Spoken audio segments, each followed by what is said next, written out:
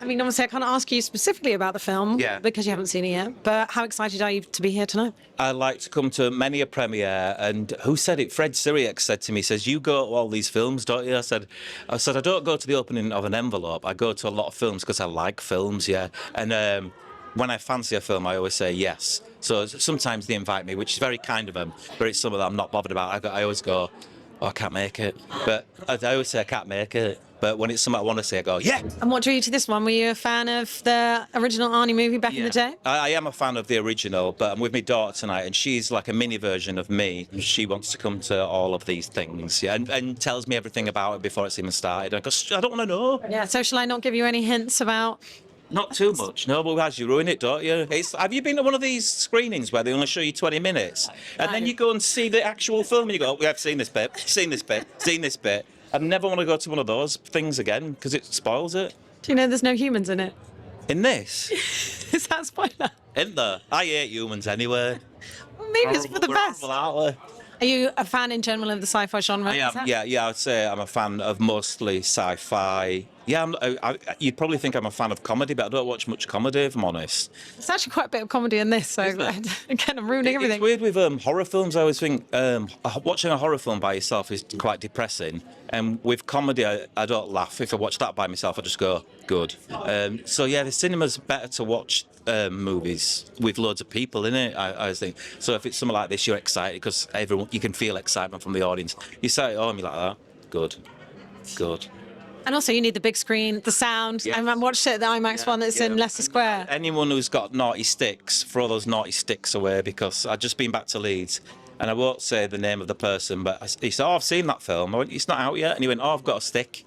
I went, what do you mean a stick?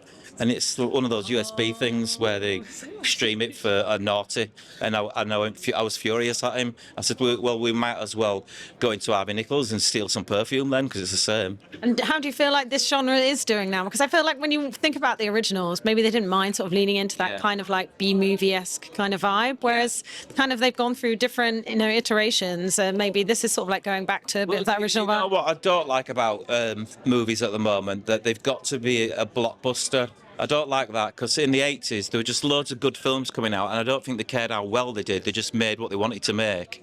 And now we're so familiar with the formula of a blockbuster that we're not impressed anymore.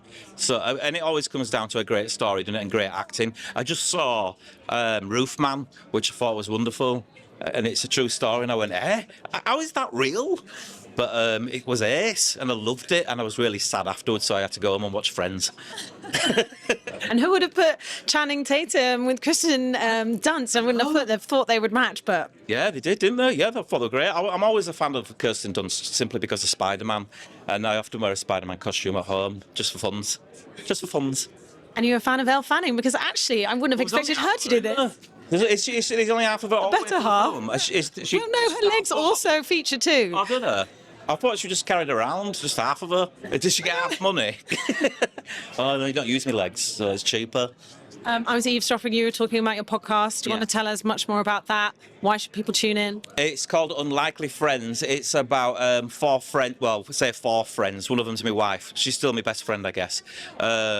We've known each other for 20 years as a friendship. I've been with my wife, been married 22 years on Friday, on Halloween, and we've been together 33 years. She's always sort of hidden, and in the press they called her rarely seen wife of Keith Lem and Jill Carter. But she's been Leigh Francis for 22 years, and she always goes, why did they say Jill Carter? Why did they say Keith Lemon? My name's Leigh. But yeah, basically we get people to send in topics, and we talk about anything that the listener wants us to talk about. And on Monday's episode, it's celebrities. So today it is Gloria Estefan that's telling us to talk about things. If people are just sending in the questions, so you don't have a script, you don't have any kind of rehearsal, you just like wing it. Well, my wife's not a TV presenter or an actor, so I think sometimes she's a bit nervous when they give her a page of writing to go, can you just read that down the camera? And she goes, and I just go, just breathe, you're allowed to go wrong. I go wrong all the time. You're allowed to go wrong. But yeah, it's just sat there discussing things, and someone described it as overhearing a group of friends in the pub.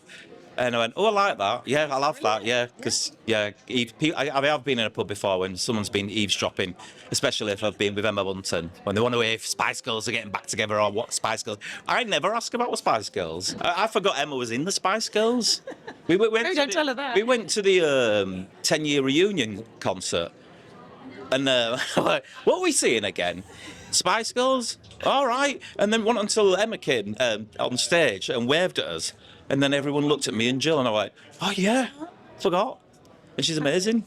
And do you ever are you like looking forward to doing any more TV in any time in the future? I keep getting offers for things that I don't feel that are right. And then about 2 hours later, I'll go, maybe I should have said yes. And I got offered something today, and it's still in my head. And I'm like, and then I said to my agent, I went, you're my manager, so you should decide. I'm too old to decide anymore. I'm too old. Got me whites. Too old to decide. Sometimes you've got to go with your gut there as well. Yeah, I don't know what my gut's saying now. Don't know.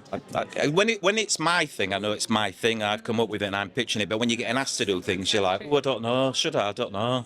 You just write your own thing again then? No, I should. I'm just lazy. I've been making things at home out of bubble wrap.